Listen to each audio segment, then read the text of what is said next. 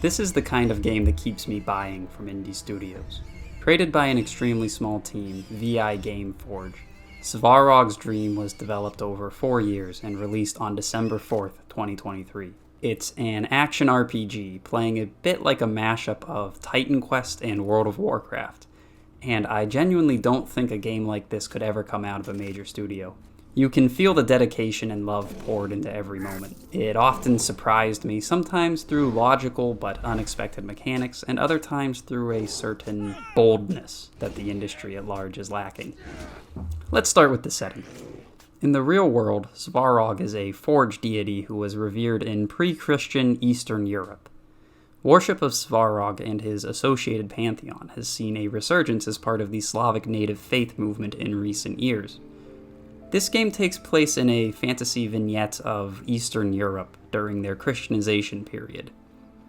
The old pantheon is struggling to survive against the arrival of the one god, who is eradicating their worship or canonizing them as saints, bringing them into the orthodoxy.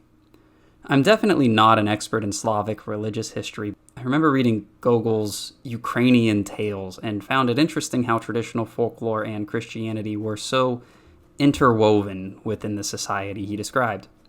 Svarog's Dream is a glimpse into the process of that weaving. I was immediately fascinated with this setting. As you may have guessed by my username, I'm very interested in ancient cosmologies. Norse and Greek are common in games nowadays, but this was something a bit rarer, a game rooted in a Slavic, neo-pagan belief system. Svarog's Dream is an isometric, real-time action RPG with a few unique roguelike twists. You don't create a character, you play as a formless spirit, loosed from the underworld by the chthonic god Veles. As a spirit, you are given a choice of 3 individuals to inhabit. They all have unique stats, talents, backstories, and the initial 3 choices also have unique quest lines related to their prior lives. You'll inhabit this body until it dies in combat, at which point you return to spirit form and must choose from a fresh trio of options. There are parallel leveling systems in this game. The spirit levels up from combat experience, gaining mastery points that are used to specialize in any of the 3 classes: fighter, druid, or hunter. Each class has 9 columns of mastery abilities, and 1 pick can be made from each column. There is a huge variety in player build available here.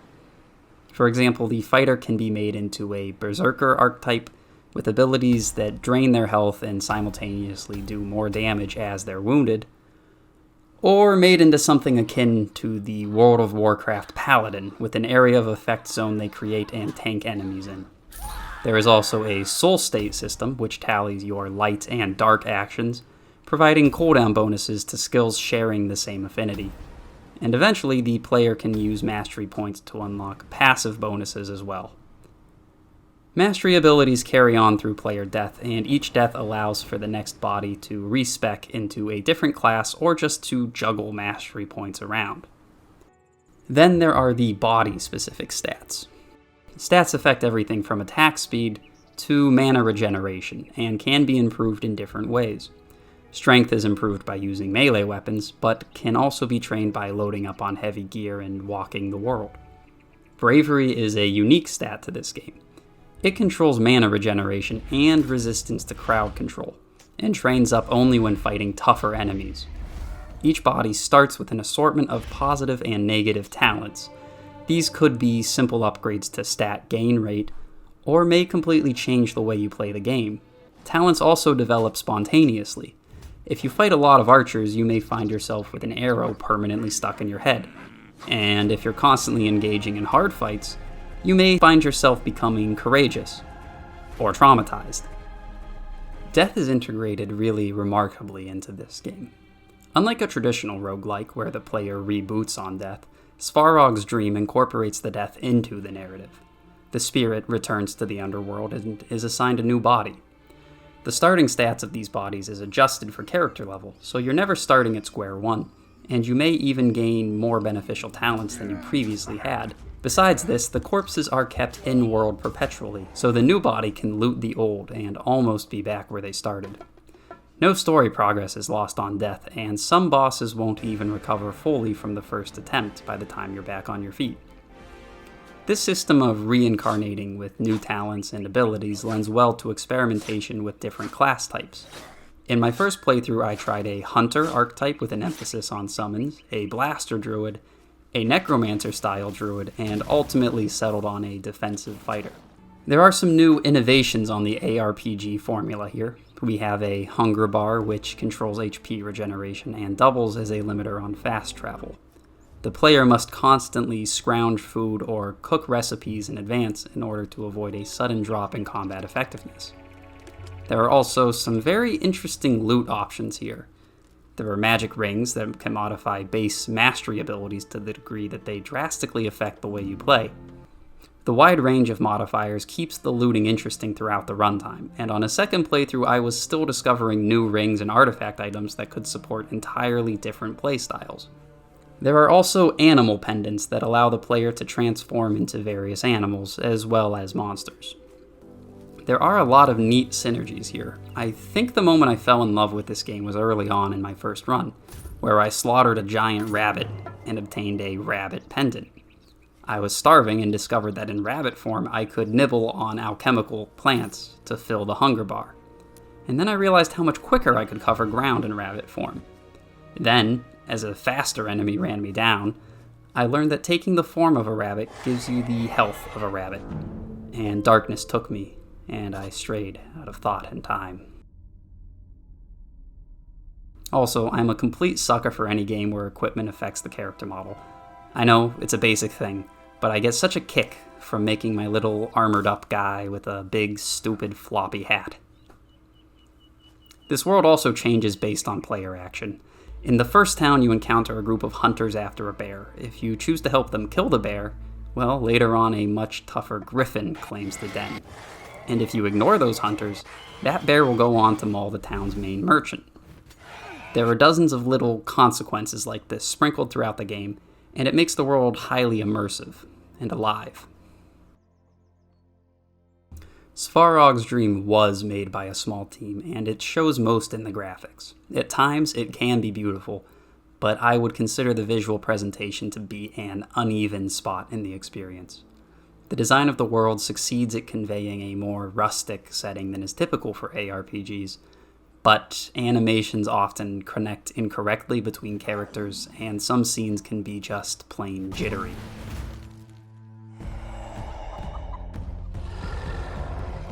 But it works, and I've certainly played many worse-looking games. Something I've noticed about myself since I started reviewing games is that I'm much more kindly inclined towards games that aren't going for the hyper-realistic presentation that's currently popular. The more realistic a game looks, the more jarring even a minor graphical glitch becomes. I like a game that looks like a game, and this one does. While it's not its strong suit, the graphics did not hamper my enjoyment in any way.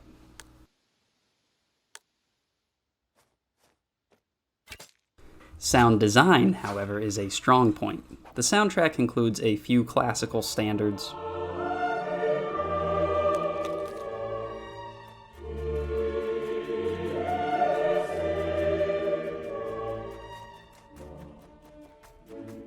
but most of the adventure is scored with sort of low, meditative, pastoral themes. It complements the more philosophical approach to storytelling.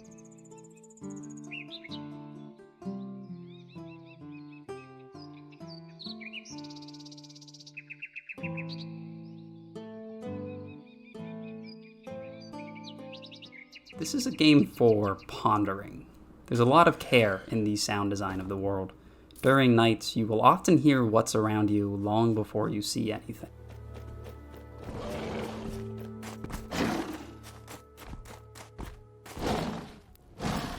Traveling in the day is a treat on its own.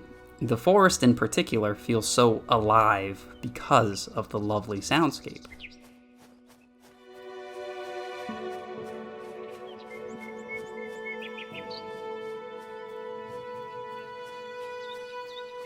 The only real letdown is the sounds of battle, which seem to lack a certain punch.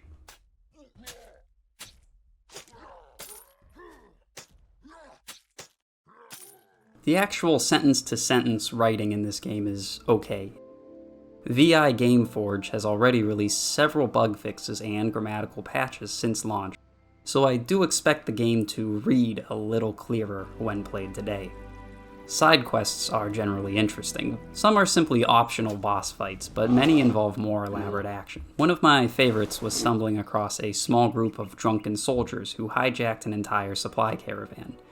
At first they tell you to buzz off, but if you go into the nearby town and steal a military helmet to wear, they'll mistake you for one of their own and send you to their secret stash. Many side quests have long-term effects on the game world, depending on your decisions.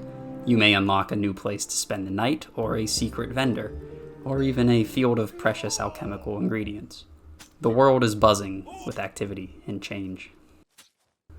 Alright, I'm going to describe the plot in very broad strokes, then discuss some themes and the game's ending. Here's the timestamp for my conclusion if you're really spoiler adverse. We play as a possessing spirit who is being used as a tool in the struggle between old and new gods. Our first mission is to slay Baba Yaga, the legendary witch, by tricking her into looking at a mirror, and from there we're given plenty of opportunities to choose sides between the old gods and the one god. There's a war between nations, as well as a war between humanity and the residents of the underworld. And there's also a schism in belief with the old gods themselves. Svarog is the creator entity of this universe. It's said that he created 6 worlds, then fell asleep and created the earth in his dream. Some of the old gods would rather wake Svarog and end the universe than lose power, and others align themselves with the one god, choosing to be incorporated into the new religion. After meeting with the old deities, we climb a mountain and talk to a burning bush. Meeting the one god is a surprisingly powerful moment. Generally, I've found games to be hokey or outright bad at dealing with these sort of interactions, but this was resonant. It's not a very specific sect of God. It reads a bit like an agnostic's view of a creator. The fabric of the universe attempting to experience itself through creation. I thought it was incredibly well done. From there, we're sent on a forking path, and there are 4 total endings depending on whether you follow the path of violence or of introspection. I most enjoyed the good ending, realizing that the conflict of gods is metaphorical, a war within the mind, and simply leaving. You are Svarog. This game is your dreaming, a fantasy you're participating in. The one god is a facet of your mind, telling you to awaken and leave all this behind, to strive for self-actualization outside of the game world. It's a strong message that I really wasn't expecting when I went in, and the developer has openly stated that he intended for multiple interpretations of the game to be supportable from the text of the game.